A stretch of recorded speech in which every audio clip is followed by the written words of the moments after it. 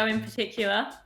Yeah, I think the one that's on everyone's lips is House of the Dragon. So the showrunners are Ryan J. Condal and Miguel Sapochnik. Here we are now with a prequel set 150, 170, I think, years before the events of Game of Thrones, focusing on House Targaryen. So we've got King Viserys, played by Paddy Considine, and we've got his brother, Prince Daemon, played by Matt Smith. But yeah, I don't know about you. Were you a Game of Thrones fan?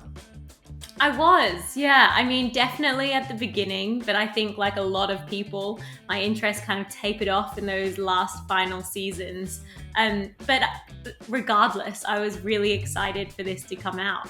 It definitely feels like Game of Thrones. It feels quite faithful to like that whole vibe. And I know some people are kind of wary about the fact that it is quite similar.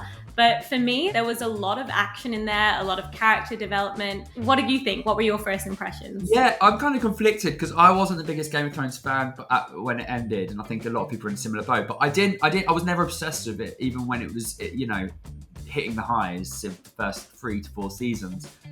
So I was ambivalent where I didn't know whether I'd like this, and I think what I was surprised by was that it felt like, in many ways, it had wiped the slate clean. So we were back to just kind of the basics of introducing new characters in a world that we already knew. So we could kind of jump forward a lot of the world building Game of Thrones had to do. Who's your favourite character out of interest?